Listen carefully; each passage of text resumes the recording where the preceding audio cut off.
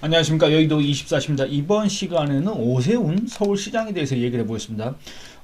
지난번에도 오세훈 시장이 뭐 매체, 이제 유튜브 채널 이런 데 출연해서 한동훈 전 비상대책위원장의 이 선거 전략, 그 다음에 이 선거 구도, 이런 것들이 실패했다, 잘못됐다, 2조 심판, 이런 거 안 통했다, 프레임 내에서 완전히 말렸다, 이런 식으로 평가를 하면서 이런 식으로 또 비판을 했지 않습니까? 그에 대해서 제가 이렇게 오세훈 시장의 주장의 맹점 이런 것들을 비판하는 그런 근거 없음 이런 것들을 갖다 지적하는 영상을 올린 바 있습니다만, 이 오세훈 시장이 또 이 국내임의 총선 참패 원인에 대해서 이러쿵저러쿵 말을 쏟아냈는데, 그 말 한마디 한마디가 설득력이 없어서 그 말 한마디 한마디가 정말로 오세훈 시장한테 그대로 되돌려주고 싶은, 옛날에 뭐 제가 어렸을 때는 이제 그런 표현을 썼지 않습니까? 뭔 말하면 반사 이런 거 했지 않습니까? 그 반사를 해주고 싶은 그런 말들이라서 여러분들하고 한번 같이 살펴보려고 합니다. 이 오세훈 시장이 지금 현재 아랍에미레이트 뭐 두바이 이쪽에 출장을 가 있는 모양입니다. 무슨 핀테크 뭐 그거 해가지고 글로벌 경제 혁신 허브 서울 이런 식으로 이제 서울시를 홍보하고 자기를 갖다 홍보하는 그런 행사를 갖고 있는 모양인데, 어쨌든 이 오세훈이 이 외국에서조차 그 같이 갔던 기자들이 있을 거 아닙니까? 이 기자들의 질문을 받는 형식으로 해가지고 현재 이 국민의힘과 또는 국민의힘의 총선 상황에 대해서 이렇게 평가하는 그런 말들을 늘어놨습니다. 늘어났는데 이렇게 얘기를 합니다. 여러분들, 오세훈이 이렇게 얘기를 했습니다. 상당히 많은 의석 차이로 총선을 패배한 지 얼마 안 됐기 때문에 그 부분에 대한 의견 표명은 제 의무라고 생각한다. 그러니까 오세훈, 홍준표도 마찬가지고, 오세훈, 홍준표 너네들은 서울시나 대구시정이나 신경 써라. 뭐 하려고 지금 현재 이 당이 어려운 상황에서 이러쿵저러쿵 말만 늘어놓고 있느냐. 아니, 대체 너네들한테 무슨 해법이 있었고 너네들한테 무슨 대안이 있었느냐, 이런 식의 국민의힘 지지층의 비판이 쇄도했지 않습니까? 여기에 대한 이제 일종의 반발로 해석할 수가 있겠습니다.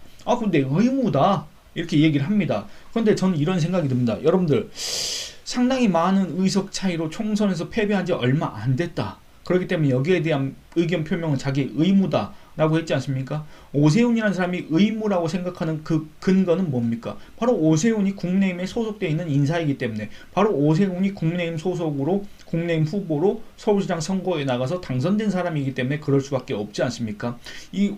그런데 여러분들 한번 생각해 보시기 바랍니다. 상당히 많은 의석 차이로 이번 총선에서 질 수도 있다는 것은 이번 총선에서 이 투표 결과가 나온 다음에 우리가 알 수 있었던 게 아닙니다. 총선 진행 과정에서도 어떻게 보면 한동훈 전 위원장이 오기 전부터도, 훨씬 그 전부터도 이 김기현 체제에서도 계속 그런 위기들이 있었습니다. 그 징후들이 나타났습니다. 그 징후들이 나타났을 때 그런 의무를 갖고 있는 오세훈 시장, 그러니까 총선 한 달 전이든 총선 1년 전이든 상당히 이렇게 가다가는 상당히 많은 의석 차이로 패배할 수밖에 없다, 이런 것들이 감지됐던 시기에 오세훈이라는 사람은 대체 어디서 뭘 하고 있었습니까? 그 의무를 갖고 있다는, 지금은 그 부분에 대한 의견 표명은 자기의 의무라고 이렇게 주장하는 오세훈은 그때 당시에는 대체 뭘 하고 있었습니까? 그때 당시에는 이런 신문 기사 이런 거 안 보고, 그때 당시에는 무슨 방송 뉴스 같은 거 안 봤습니까? 그때 당시에는 세상과 연을 끊고 어디 산속에 들어가 있었습니까? 말도 안 되지 않습니까? 근데 지금 와서 총선에서 패배하니까 이제 자기가 의견을 내놓는 거는 나의 의무인데 나의 의무를 막는 자는 누구냐, 이런 식으로 지금 항변을 하고 있다, 강변을 하고 있다, 궤변을 늘어놓고 있다, 이런 비판을 자초할 수밖에 없지 않습니까? 또 이런 얘기를 합니다. 이게 정말 웃긴 건데, 오세훈이 이제 누구를 가르치려는 듯한 그런 말투로 이렇게 얘기를 합니다. 평소에 설득력 있는 행보, 내실이 있는 정책으로 꾸준히 메시지를 국민들께 전달하지 않으면 요즘 국민들은 선거 전에 있었던 발표나 제스처로 쉽게 넘어가지 않는다, 이렇게 얘기합니다. 여러분들, 누구나 다 아는 얘기입니다. 여러분들, 이거 서울시장을 4번 하지 않고도, 오세훈처럼 4번 하지 않고도 저처럼 선출직에는 단 한 번도 선출직은커녕 이 동네에서조차 그런 뭐 반장 이런 것도 지금 못하는 그런 사람조차도 이런 내용은 충분히 알고 있고, 이런 내용은 충분히 얘기할 수 있습니다. 그 어떤 사람이 저한테 물어보면 저도 이렇게 얘기할 겁니다. 지금 현재 이 총선에서 패배한 지 얼마 안 된 이 국민의힘과 그 국민의힘 지지층을 향해서 메시지를 내려고 한다면, 그게 자기의 의무라고 생각한다면 정말 이 국민의힘을 살릴 수 있는 메시지, 그리고 이 국민의힘 지지층이 다시 결집할 수 있는 그런 메시지를 내야지, 그 사람들에게 감정적으로 불쾌하게 만들고, 그리고 또 이 내용조차도 별로 설득력이 없는 그런 말을 해봤자 뭐합니까? 그런 말을 한마디 더 보태봤자 뭐합니까? 안 그렇습니까? 여러분들 생각해 보시기 바랍니다. 평소에 설득력 있는 행보, 내세 있는 정책 꾸준히 하라는 게 결국엔 이 말이지 않습니까? 옛날에 그 수능 만점 맞은 사람들이 교과서 열심히 보고 선생님 말씀 잘 듣고 예습 복습 잘하고 잠 충분히 자고 했더니 시험 만점 맞았다, 이거 소리 아닙니까? 누구나 다 아는 얘기입니다. 근데 그거를 어떻게 실천할 수 있고, 그게 어려울 때는 어떻게 해야 되는 것인가, 이런 것들을 갖다가 서울시장만 4번 한 사람으로서 그런 구체적인 방법론, 이런 것들을 제시하고 그 방법론에 대한 어떤 이 논쟁, 이런 것들을 갖다가 지켜보면서 또 자기가 거기에 또 참여를 하고 이런 것들이 진행돼야 되지 않겠습니까? 그런데 그게 아니라 마치 자기는 뭔가 딴 나라 사람인 것처럼, 자기는 뭔가 저기 하늘 위에서 구름 위에서 뭔가 이 밑에 세상을 내려다보는 것처럼, 마치 그 김종인이가 온갖 문제에 대해서 척척박사 노릇을 하듯이, 또는 이준석이가 척척박사 노릇을 하듯이 오세훈도 약간 지금 그런 식의 언행을 계속 구사를 하고 있다, 그 말입니다. 그리고 이런 얘기를 하고 싶습니다.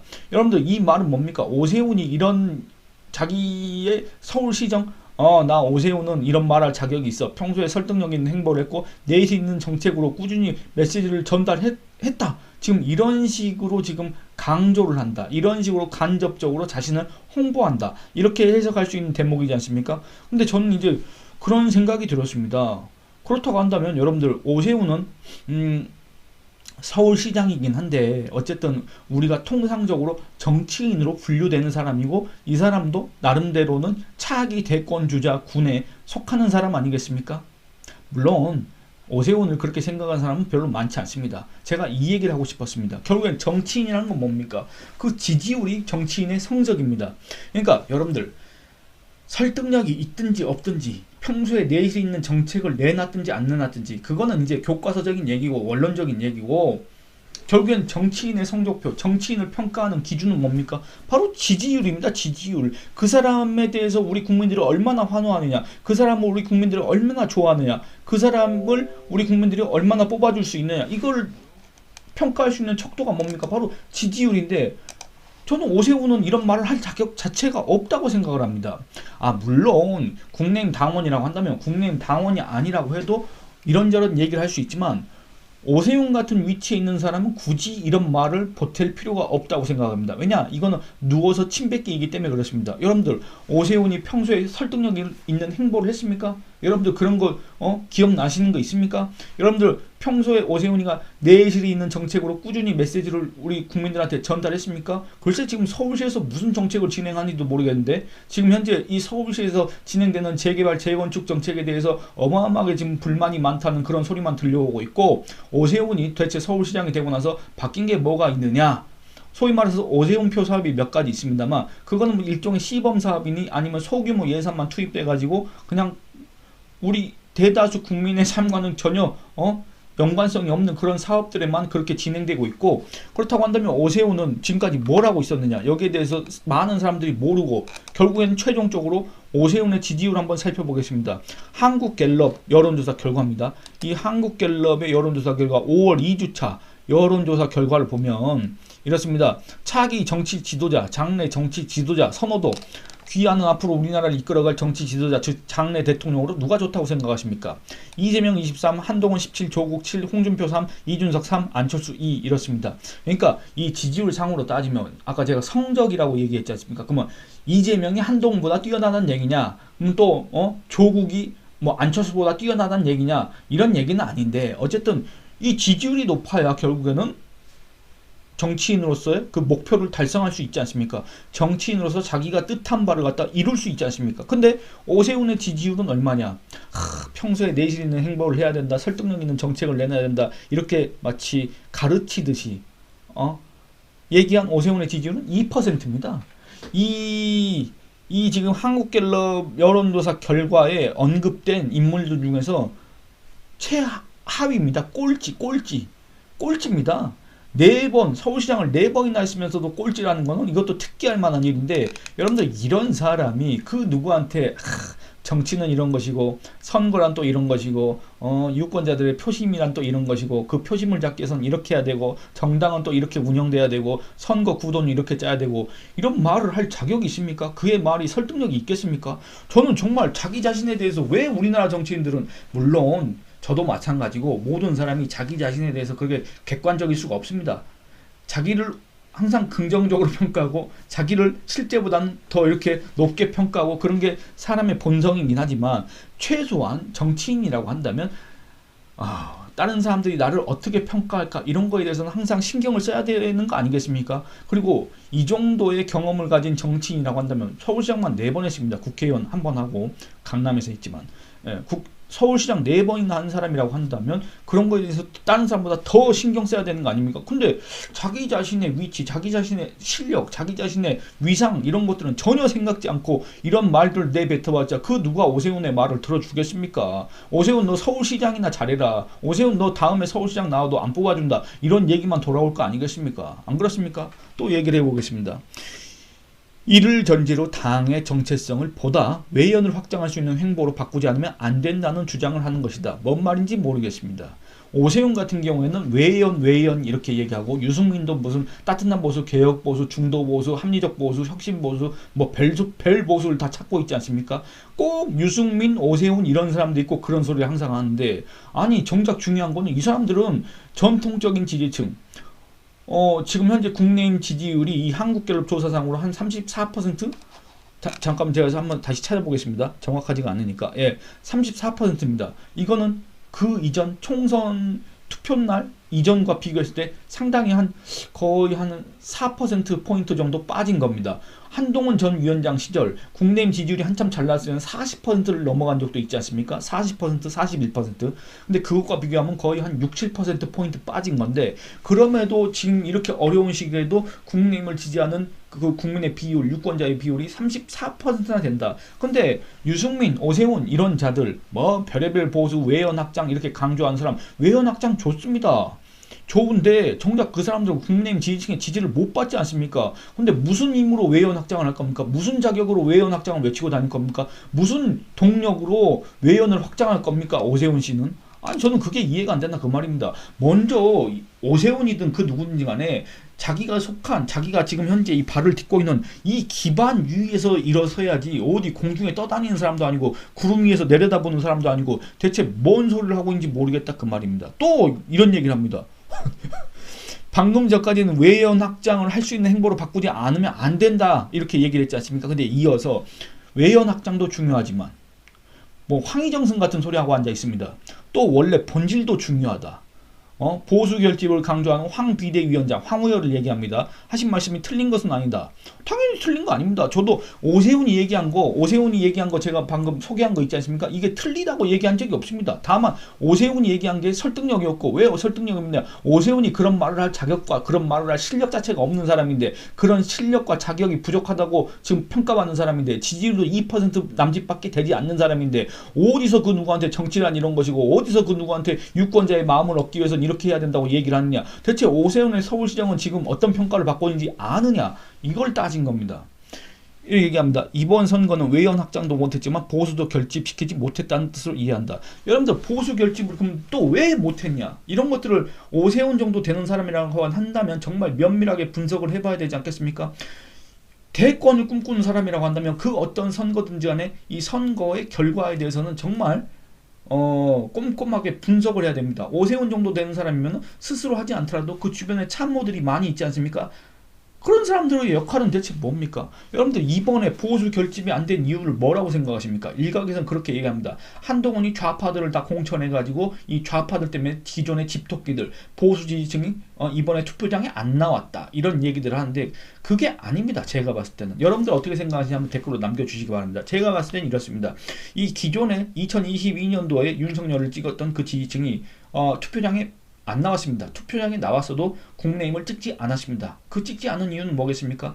제가 이전 영상에서 말씀드린 것처럼 이 윤석열의 희망했던, 기대했던 그런 가치들, 윤석열이란 사람이 외쳤던 그런 구호들, 정의, 공정, 원칙, 상식 이런 것들이 있지 않습니까? 이런 것들이 지켜지지 않았다.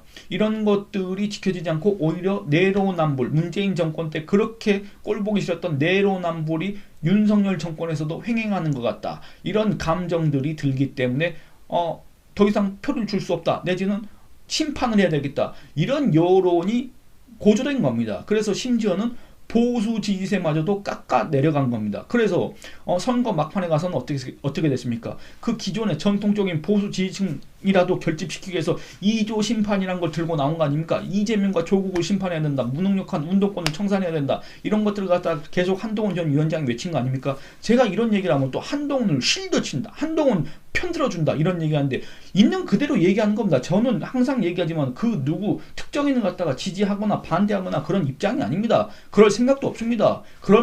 그렇게 그 관심도 없습니다. 있는 그대로 얘기하는 겁니다. 근데 이 선거 막판에 보수라도 결집시키기 위해서 그런 걸 했지만 그게 기대했던 것보다는 못 미쳤지만 어쨌든 여러분들 여론조사 결과 그 다음에 이 국민의힘 내부 조사 결과 어땠습니까? 그 2조 심판 이런 것들이 나올 때는 100석 이하다 이런 결과들이 나왔지 않습니까? 근데 그나마도 지금 이렇게 개헌선을 지키게 된 거는 그나마도 다행이다 이런 평가가 나오지 않습니까? 그럼 오세훈 시장은 이런 것들을 갖다가 면밀하게 살펴보고 이런 분석과 반대되는 정황이 있다고 한다면 그걸 제시하고 또 다른 주장을 전개를 하면 되는데 그런 건 하나도 없이 무슨 앵무새도 아니고 맨날 했던 얘기 또 하고 했던 얘기 또 하고 하나만 한 얘기만 계속하고 앉아있고 이런 얘기를 굳이 할 필요가 없다 그 말입니다. 그렇지 않습니까? 그래서 뭐 이 오세훈 시장이 이제 한동훈 전 위원장에 대해서도 또 얘기를 했는데 이렇게 얘기합니다. 한동훈 전 위원장의 등판 시기에 대해서 오 시장은 본인이 알아서 할 일이지 제가 말씀드리는 게 조심스럽다. 선거는 패배했을 때 백서를 쓴다. 이번 선거는 프레임 전쟁에 썼다. 이게 뭔 말이냐면 결국에는 한동훈 전 위원장의 등판은 본인이 알아서 할 일이지만 이번 선거는 프레임 전쟁에 쓰졌다. 프레임 전쟁에서 진 이유는 또 뭐냐?